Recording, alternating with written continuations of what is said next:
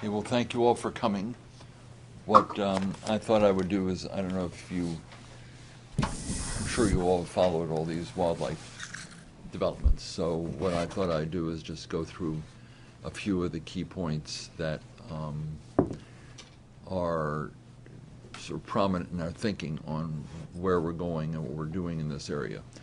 There are a whole range of issues that relate to the slaughter and the trafficking of wildlife throughout the world. And the origins of the new initiatives that we've been taking really date back in part to a lot of the very good work that the State Department has been doing for a very long time in this area. But the greater degree of urgency we attach to it has really resulted from the fact that, first of all, the slaughters have increased substantially over the last couple of years, with large numbers, in some cases 200 to 300 elephants being killed at a single slaughter over the course of a couple of days. And then very large numbers of rhinos have been killed very recently, particularly in South Africa, for their horns, which are ground up and made into rhino horn powder. So these are just two sets of examples, but there are many others. The amount of wildlife trade now, illegal wildlife trade, is something in the order of $7 to $8 billion. So when you think about it, it's way up there in terms of illegal trade with drugs, arms, human trafficking, and wildlife. So this is serious insofar as large numbers of animals are being killed. Also, large numbers of wildlife rangers are being killed. 100 or so are killed every year defending these animals. And the amount of this illegal trafficking syndicates have, in terms of the volume of their trade, has increased substantially. And when these countries are attacked and this massive poaching takes place, it is destabilizing to the countries because large numbers of either militia or wildlife poachers going across their borders into other countries and killing the animals, taking them out, bribing people, judges or border guards or others in the law enforcement sector, threatens the stability of some of these fragile countries. So this is part of the problem that we face, to look at all these dimensions. So what have we done? We have put together a number of things. One, we're meeting on a regular basis, very regular basis, with the NGOs, and there are many of them. In fact, I was just yesterday speaking at a conference that was organized by the World Wildlife Foundation, and we've been meeting with them, but many other NGOs that are actively involved in this area. There are NGOs that are focused on elephants and rhinos and tigers and various other and marine wildlife. And we are working with a wide range of NGOs to get information and also to describe what we're doing. Second thing we're doing is to try to raise the level of awareness from a political point of view, and that is, we recently hosted a group of ambassadors from various countries, including East Asia, Southeast Asia, South Asia, and Africa in particular, but also Australia and Latin America, where we identified some areas for potential cooperation, because this has to be done in a cooperative way. I mean, no one country can solve this problem. It requires collaboration among a number of countries, and therefore we want to make sure that it's not aimed at any one country, because the United States, after all, we shouldn't forget, is the second largest importer of illegal wildlife trafficking. So we need to recognize that we're part of the problem, and therefore we need to be part of the answer. So it's not us pointing fingers at other countries, it's demonstrating that we're working with other countries and that everyone can do a better job, should do a better job in this area. Another area where Secretary Clinton had a conference where she brought together a large number of people, foreign ambassadors, NGOs, others, and spoke at the conference and underscored the commitment of the United States and the fact that we were developing a number of new initiatives in this area, which we're going to be pursuing over the next several months and years. In addition to that, the public relations part is very important because many people, I'll give you an example, China, 70% of the people in China don't realize that when they buy an ivory ornament, an elephant's killed to provide that. I think there was a general feeling from the survey that, well, they could just sort of take the tusks of the elephant and the elephant would survive, but in fact elephants are killed to provide these ivory ornaments. And the same is true with rhinos. You just can't take the rhino horn and grind it up. The rhino is killed to get the horn. Needless to say, tiger skins, the tiger is killed to get the skin. And it goes down the line. Animals are killed to provide either ornaments for people, rugs for people, false medicines, because the notion of utilizing a rhino tusk for curing cancer is absurd to anyone who understands it, but there are people who actually think that that's the case, and they spend $30,000 a year for ground rhino horn to allegedly cure cancer when it clearly does not. In fact, to deal with that particular issue, I worked with Harold Varmus, who won the Nobel Prize for his work in cancer research and is now head of the National Cancer Institute at NIH. And we did a blog which got 300 separate publications to pick it up and use it in Southeast Asia. So, although we sent it around the world, but the Southeast Asians who have sort of heard about this as a cancer treatment, rhino horn as a cancer treatment, began to realize that, gee, this is not really true and they shouldn't buy it. But it's an example of the kind of things we're doing in the public relations area. And then we've also tried to raise the visibility to the head of state level and the foreign minister's level through putting this into the communique of the APEC heads of state meeting, which met in Vladivostok a few weeks ago, and the President and the Secretary of State are going to raise this at the East Asian Summit, which is just taking place next week. So we'll be in a position to have elevated this and to give it more international attention, and that's important. But international attention, putting in communiques and education are an important part of this, but then we have other aspects of it, one of which is that we're developing a number of programs for regional cooperation. We have these wildlife enforcement networks, or WENs, that we're developing, because you can't do it with one country. I mean, you need these collaboration in Southern Africa, the Horn of Africa, Central Africa, and elsewhere. So we're developing these. We have other groups, the Coalition Against Wildlife Trafficking, that we have developed in Australia is now the chair. The chair rotates. So we're trying to bring more and more countries in. There are various aid programs that are focused on developing training approaches to these countries, which is to say, bringing wildlife judicial experts, border guards, police, justices from various court systems throughout Africa, in this case, but other parts of the world will have this too. We're doing one. One is in Gaborone, another is in Bangkok. So we're trying to bring people from the region together to train them more in how do you protect wildlife, how do you ensure the judicial system is sufficient to protect them. So that's another thing that we're doing, and we're also training more and more people.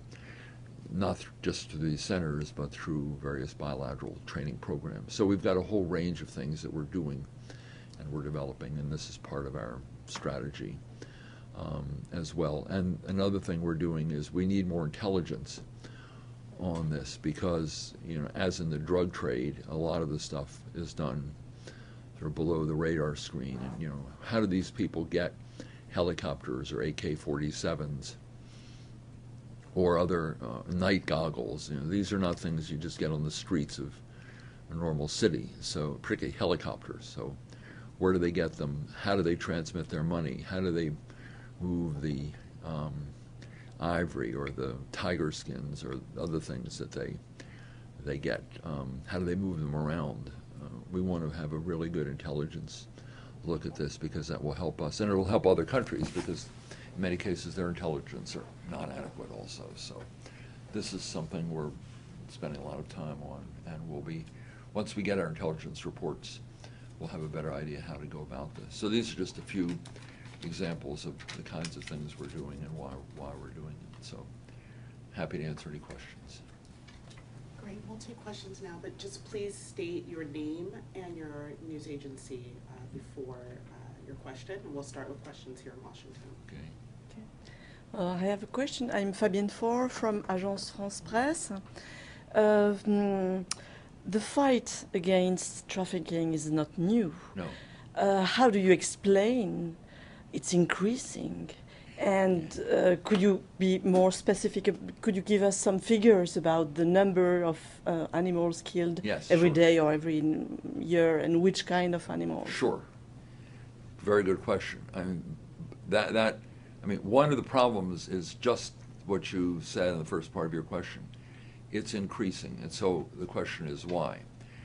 The major reason it's increasing is because demand is going up for it, particularly in East and Southeast Asia. As incomes grow, people have more money to spend, and in many cases they spend it on what they consider to be luxury goods, or in some cases religious icons that are made of ivory. But the purchasing power of the areas where this stuff is bought primarily has gone up, and with the purchasing power having gone up, more of these things are purchased. So it's created a big increase in demand for ivory in particular, but also for rhino horns and other products, skins from animals that people use for rugs, things of that sort. But rhino horn and ivory are probably the area where you've seen the biggest volume increase, and because the price has gone up so much. And that, just to give you an example, one rhino horn treatment for cancer, it's a fake treatment, but $30,000. Now, 20 years ago, many people in these regions couldn't afford $30,000. Now they can. Ivory has gone up in price just because demand for ivory.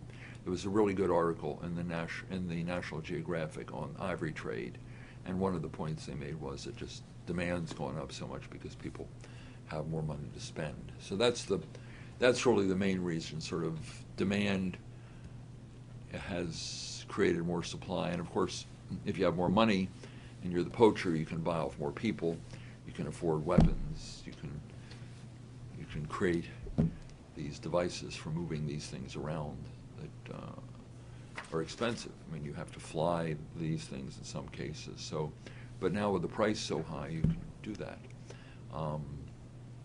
An ivory tusk can go for $1,000. Well, $1,000 is much more than the people in these countries make in a year, in some cases. So that now the volume, we have a pretty good idea. It's very hard to give an accurate number, but we have a pretty good idea. At the low end, we think that the way it's measured is you look at the number of tusks that are being sold, which we have a reasonable idea. At the low end, there are at least 25,000 elephants killed every year illegally, and around 500 rhinos killed every year illegally. The population, the elephant population, this is Kenya alone, as expressed by the Kenyan ambassador, has gone from something, I think their number was something like 150,000 elephants to 40,000 elephants. This is Kenya, just Kenya. And we know just to give you one example, Cameroon, there was a slaughter of elephants over a day or two period, 250 elephants at a minimum. It's hard to tell, but probably 250 elephants were killed in a couple of day period in Cameroon. So, it's just, slaughter at a very, very high level, and very brutal slaughter, because a lot of these are killed by, they have helicopters, and we know by the way when the autopsies of the elephants were done that the bullets came from the air. That's how we know it came from helicopters. So, and the helicopters have been spotted there, but they're not able to shoot them down because they don't have the weaponry to do it. But it's certainly helicopters. So you can see, and an AK-47, it's not like one guy with a rifle out there shooting an elephant. As bad as that is, these are AK-47s that can shoot large numbers of them at any given point, and helicopters, of course, can just decimate groups of elephants. So the volume has increased dramatically. So you mentioned that the U.S. is a major market, the second largest. We buy the things we are. That's right. The kind of things we buy is sort of a different kind of market. Mm-hmm. Americans, there is an ivory trade here, not so much rhino horn trade, but things people import protected tropical birds and skins of reptiles for shoes and things like that, furs of some certain kinds, although the Border Customs Service has now sort of stopped that. It's hard to smuggle in big skins, but a lot of illegal pets or wildlife that are smuggled in live, and ivory. And then, so again, what would be the volume of the trade here? We don't really. We don't really know. We have a pretty good idea that in volume it's number two, but that's what our intelligence is going to do. Right, but when you say that you are number two, you don't want to be number two in that. We certainly don't. We want to be number zero. We want to be number zero. So it's very hard to quantify this, but we've taken it. The reason it's so hard to quantify is it's various things. The Customs Service seizes these when it gets them. So, but on the basis of what they seize, we know that there's a lot of it that comes in that we haven't been able to seize. So we don't. These are real estimates. But of course, we don't want to be number two. And one of the things we're doing is cracking down hard. We have the Fish and Wildlife Service, which is very actively involved. The customs people are very actively involved. As you probably know, when you go to Reagan National Airport, there are big signs up. It says, "I'm not a picture of a tiger." If you come out of the U.S. Air, it says, "I'm not a rug," as a picture of a tiger. So what we're trying to do is internally in the U.S. stop this. And we understand we have to do a better job too. And one of the things I want to mention is one of our closest partners in dealing with this is the Russian Federation.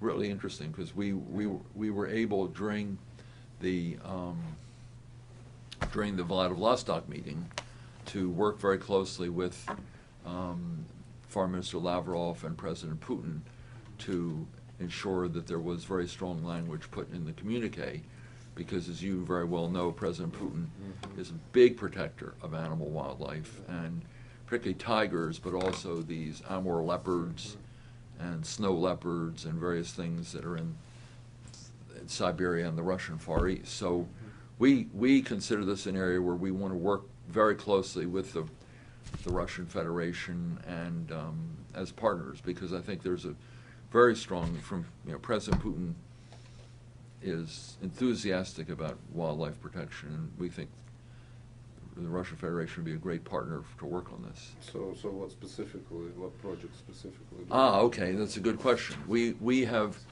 a number of projects where the USAID, which is no longer going to be operating in Russia, but we had a number of projects where USAID was working on wildlife issues, and we're going to try to find other ways. Now we have to figure out other ways of doing this, But Russia does a very good job internally. I mean, we really admire what Russia is doing internally.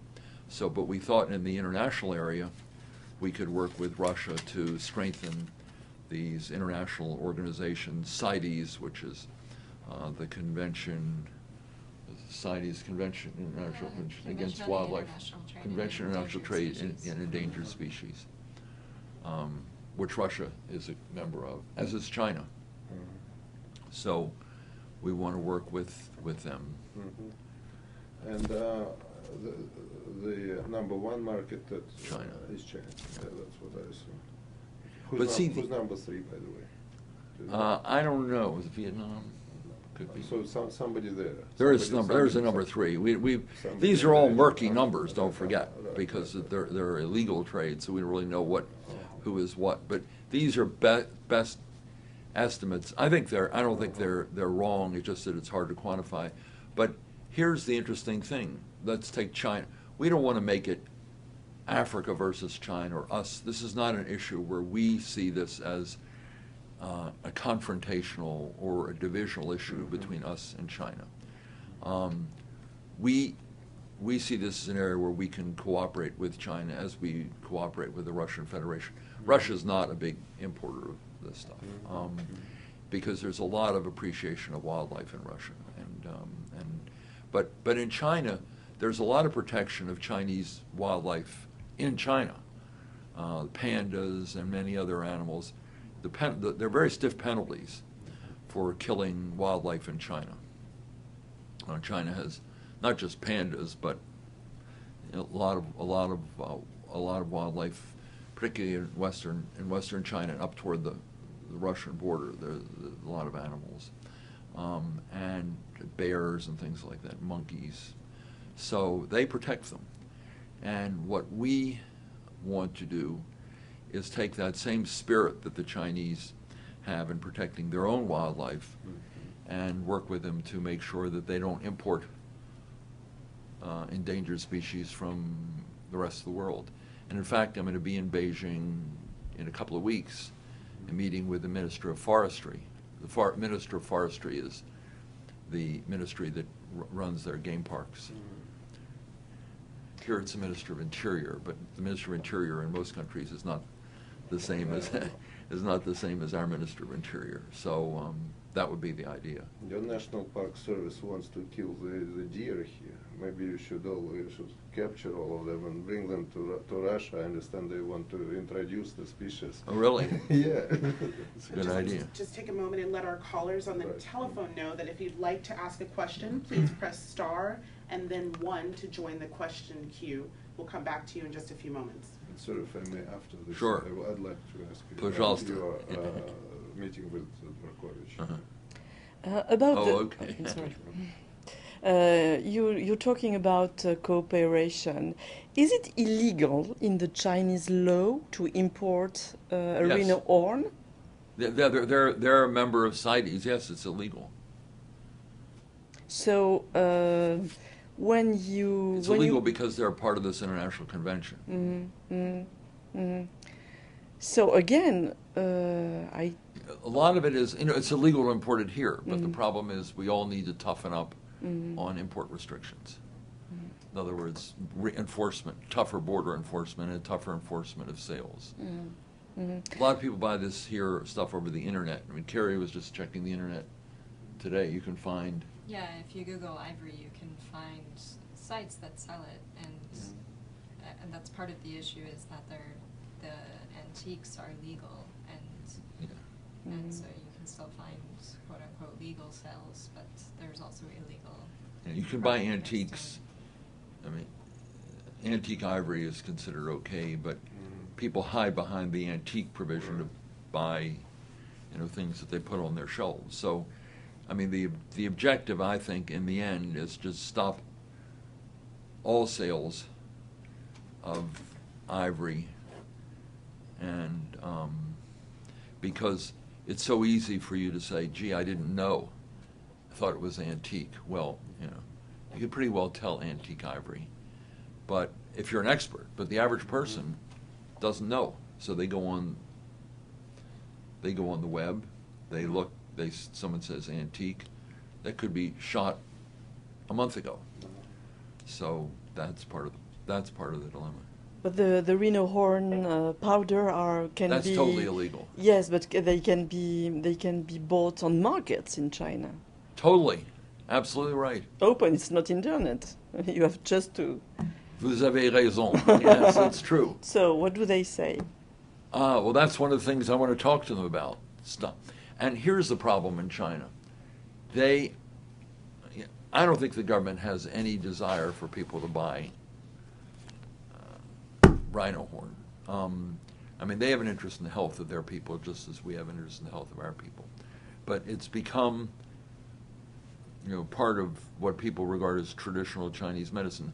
Now, there are actually some very, very good elements of traditional Chinese medicine. If you look at a number of our drugs that we use today, many of them come from natural products. Aspirin, for instance, is a natural product. Some very potent cancer drugs come from trees, tree bark. So it's not wrong to say that there's some very good traditional Chinese medicines that do work. But the key is for the Chinese government and the Chinese media to make a distinction between what works and what does not work, and what's illegal and what is not illegal. Most of these traditional Chinese medicines are not illegal. You go to a store, I'm sure you've seen these stores where they have roots and all these things. You don't know what's in them, but they evidently work for people. But rhino horn certainly doesn't work, and these for anything. So part of the thing that we're trying to do is to get them to make clear to their people this. First of all, it's illegal to import endangered species in China. Rhinos are endangered species. And second, why spend $30,000 a year on something that just cannot work? If you're sick and you need drugs, buy drugs that do work or have a chance of working anyway. So that's one of the things. Did you have a question? I have a question, but Yeah. I can go after. Okay. We have some questions from the Media Hub. Okay. Great, please. Okay. And just a reminder to callers to press *1 to join the question queue. Mm-hmm. Yes, thank you. Next question comes from Agre Mutambo from the Daily Nation in Kenya. You can ask your question. Please state your name and affiliation. Habari gani? My name is Agre Mutambo. I'm calling you from Daily Nation in Nairobi. I'm a reporter. I would like to know if there's any specific measures being undertaken by the U.S. government to assist Kenya tackle poaching of elephants. You know, you said in your statement that we are one of the highest affected. And I would like to know as well if there are any specific syndicates you've discovered that are trafficking this ivory. At the same time, I would like to know if this ivory that has been discovered in the South Asian country in the recent past, are they part of the Kenyan stock that was impounded here earlier, or where is it coming from? Okay. Well, certainly there's a lot of poaching of ivory in Kenya. We are working with we're trying to set up a wildlife enforcement network in the region, and that process is underway. So we can work with the Kenyan government as well as Tanzania and Uganda to address this issue in a collective way. Because, as you know, the game parks along the border, the game can move back and forth.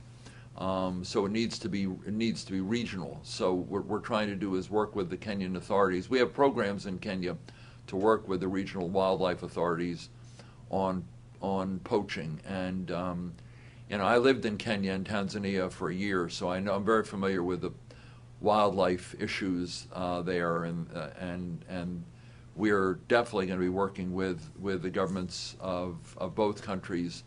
And in fact, the Kenyan ambassador came to the meeting we had in the State Department and made a very eloquent statement about the challenges that the government of Kenya faces and the number of elephants that have been killed and areas where we can actually cooperate better. On the question of the Kenyan tusks that were found in Southeast Asia, where there's a group. One of the things we're looking at is to identify where they all have come from. In fact, I met with someone yesterday who is now able to do DNA tests on the actual ivory to determine where it came from. They can tell from the tusks doing just a little scraping of DNA where it came from. So what we're trying to do is utilize new scientific techniques to identify where this came from. And I think it's important that we do that, because that information can be very helpful to the wildlife authorities in Kenya and Tanzania. We also would like to see a collective ban, using CITES, a collective ban on all sales of ivory for the next several years. There's a resolution now in CITES to just simply stop trade in ivory, and we think that would be very helpful, because it avoids this notion that people say, well, some of this ivory is illegal or some of it's illegal. It's very confusing to the consumer if they don't know, and they figure, well, if it's on the internet, it must be legal. Well, if it's on the internet, you have no way of knowing whether it's legal or not. So if we simply stop the additional sales of ivory going forward, that would be, I think, a very good step in the right direction. So we would like to work with the governments of the region and elsewhere on a cooperative effort to do that. But we're trying, and one of the things we're trying to do is utilize our intelligence capability, working with other countries to share information on where we think all this is coming from. It comes from certain areas, and if we find out which areas they are, we're better able to help the wildlife rangers to identify it. And we also know that many brave Kenyan wildlife rangers have been killed protecting the animals, so we're going to try to provide more training to help the wildlife rangers to do this, to do their job. And they've done a great job. It's just that they're outgunned in many cases. Okay. We'll take another question from our media hub, and then we'll take one from Washington. Thank you. Just to remind participants that to ask your question, please dial *1. Agre, do you have any other question? I'll hand over to Belinda while our participants are pressing *1. Thank you. Great, thank you. So we'll go ahead and take your question. I'm Zuzana Chepla from World Business Press Online News Agency from Slovakia. I would like to ask you, I was just wondering, when you were talking about the cooperation with other countries, I was just wondering if there is any kind of cooperation also with European Union. If European Union also participates on this issue, and maybe which members countries from the European Union participate? Well, it's a very good question. Thank you. The answer is yes. Europe imports some of this too, so we need to work with the EU. There are areas where we think we can work together. We invited some EU ambassadors actually to our ambassadorial meeting that we held a couple of weeks ago. So we want to be sure the EU is involved, because there's a very strong group of pro-wildlife advocates in the EU.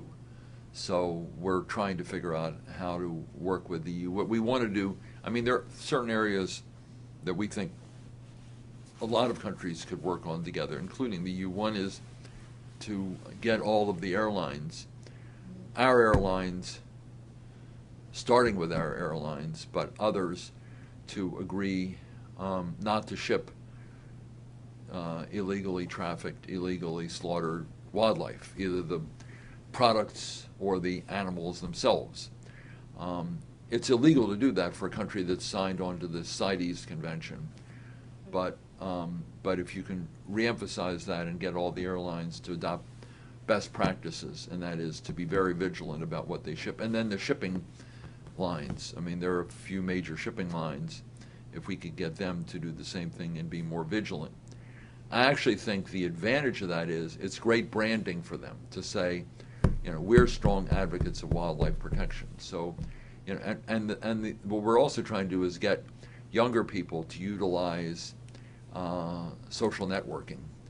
In fact, we had some great suggestions. I gave a speech yesterday at WWF, and one woman came up afterward with some wonderful suggestions for getting younger people to be involved in this and to write letters and text one another and tweet one another and say, look, this is not cool to kill all these wildlife or to buy the products that come from them.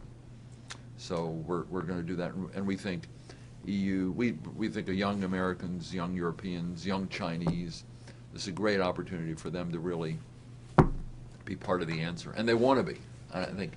So we talked with someone from Google yesterday. So we're going to try to work with the EU a lot. We think it's one of the areas where we can really make some progress. Just like, it's not cool. Tell your parents not to buy this stuff. Great. We just want to ask, are there any additional questions from our media hub?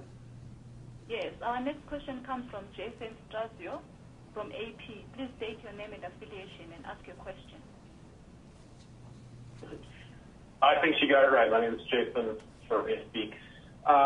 One of the countries that has a real problem with the death of elephants in particular in this region is Tanzania, and I haven't heard you mention Tanzania yet, but the estimates of monthly kills there is just astonishing, and it actually suggests that that many people in the government structure must be complicit in this in order for all these deaths to be happening and for the toughs to make it out of the country. Is there anything you can say about Tanzania in particular? Do you have any concerns about government involvement there? Are you focusing on that country when it comes to us? Yes, we're definitely focusing. I mentioned that we're trying to develop a wildlife enforcement network in East Africa, and Tanzania would be a big part of this. As I mentioned, I lived in Tanzania for about a year, so I'm pretty familiar with the territory, and I think that we need to really engage Tanzania for just the reasons that you mentioned. There's just been a lot of killing in Tanzania, especially of late, and we don't know quite why all this is happening. But let me just make a few points here.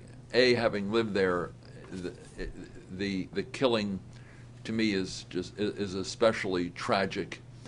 Having seen it and seen the wonderful wildlife of Tanzania, and to see these animals, as you say, elephants in particular, being slaughtered, is really a huge tragedy. Second, for Tanzania, it deprives the country of its patrimony, and that is, one of the major sources of income for many Tanzanians is wildlife and the wildlife reserves. I mean, interesting, obviously examples in Ngorongoro, but there are many other game reserves in Tanzania as well, and there are, I think, real concerns that with the depletion through slaughter of large numbers of elephants and other animals, the future of many, many people in Tanzania will be undermined because people won't come there to see the game parks, and therefore a lot of their future source of revenue will diminish. The third is that the government of Tanzania has done a number of really good things in the agricultural area and many other areas, and I think it's a shame that this huge amount of poaching is really undermining the image of Tanzania worldwide in a very serious way, because there are concerns about this, and in many countries, including the United States, but we're not the only ones who've raised this. You hear this in just the kind of concerns you've raised in other parts of the world too. So, we consider Tanzania a very good friend. We have a number of very good U.S. programs there, but we're very surprised that there is not more action being taken to stop the slaughter in Tanzania, and we have programs that we think could be helpful to the government of Tanzania, but it really requires a much tougher effort on the part of the government of Tanzania to address this problem, and we would like to see that take place, and like to see very strong government leadership to stop this, because it's undermining the future of the country, it's undermining Tanzania's image in the world, and it is for people who care about this issue, it's putting Tanzania in a very bad position in the eyes of many people who look to Tanzania for good governance, and because they've made so much progress in so many areas, it's very disappointing and very tragic that this problem has just broadened so much and has caused so many animals to be killed, and there doesn't seem to be sufficient effort to address this problem, and we don't quite know why, but it certainly things are certainly going, as your question correctly suggests, in the wrong direction, and we think leadership is needed by the government, by the judiciary, by law enforcement officers throughout the country to prevent this from getting worse and worse, because it's certainly bad and it certainly hurt Tanzania's image very badly in the world. Okay, we have time for 2 more questions. We'll take one here in Washington. A simple one. How much money do you put on the table for this fight, and is it increasing too? Yes, well, we've got a number of programs. I don't know when you add them all up how much they are, but we've put several million. There are different programs, of course. There are programs on technical training. There are programs where we have collaborative efforts, where we have these centers, the ones in Gaborone and then the one in Bangkok. So I don't know what the overall amount is, but the overall amounts are several $1 million are being put into this, and we're going to put more in. The Secretary just announced another $100,000 to strengthen collaboration among the regional wildlife, among the wildlife enforcement networks, the WENs. We contribute money to the various groups that we're part of. We're going to be putting funds into this intelligence collecting process that I mentioned a while ago. I don't have, it's not so easy to come up with a number because there's so many programs. Some of them are technical assistance, some of them are financial assistance, some of them are assistance with through international institutions. So I don't have a good number, but we'll actually try to put one together. We do have a public fact sheet we can share. We can give you a fact sheet on the various programs, and you can. I'll pass that to all of you by email. We can take one additional question from our colleagues in the AF Media Hub. Thank you. Our last question comes from Agrim Tambo, Daily Nation, Kenya. Please go ahead and ask your question. Yes, my name is Agrim Tambo from Daily Nation again. I would like to know if there is any specific syndicate that has been identified that has been causing this massive poaching in the East African region, especially in Kenya here and Tanzania. Yeah. The problem with all this is that we're just, with all these horrible incidents, we're just trying to put together the intelligence we need now to identify who the actual participants are. There's no question in our mind that this is very directly linked to organized crime. This is not one single incident where someone comes in with a rifle and shoots an elephant or a rhino. The only way this could function, where you have trade that adds up to $7 or $8 billion, is for this to be syndicated crime, where you have a network of people who are poachers, who are arms suppliers, who move the products out of Kenya or Tanzania or Uganda or South Africa or Cameroon or Gabon or other countries that are victims here. How do you get paid? How do you move the product? How do you find buyers? There has to be an organized crime syndicate to do this. It's not just one or two people who shoot these animals and then sell them on their own. So this is very well organized. The challenge for us is the same challenge we actually faced with the drug trade, and that is figuring out who's engaged, how do they get paid, how do they move the product, how do they get all this equipment. And we're going to be working on this now ourselves and also with governments in the region. There are many, there was a recent newspaper article which suggested that some rogue military forces in certain parts of the region were engaged in this, Eastern Congo, for instance. But the fact is, we need to know more about it in order for us to do a better job in confronting it. And the fact that Secretary Clinton has asked the intelligence community to look at this, we hope will give us more information. Don't forget, it took us a long time to find out how the drug trade operated and how the money got moved, because these people go to great efforts to avoid detection.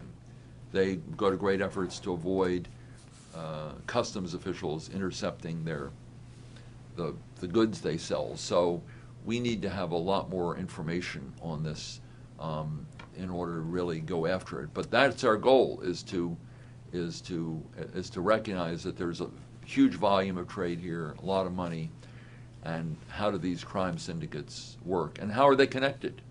You know, how is the drug trade syndicate syndicates connected to the wildlife trade syndicates? We have to figure this out. So we understand the role of information in detecting these people and stopping this, and that's our goal, and we're working on that very hard. Now, when did she ask them to the intelligence people? She just, in her speech that she gave, you have a copy? November 8th, we have copies. November 8th. It's for everyone. November 8th. We'll give you that. Okay.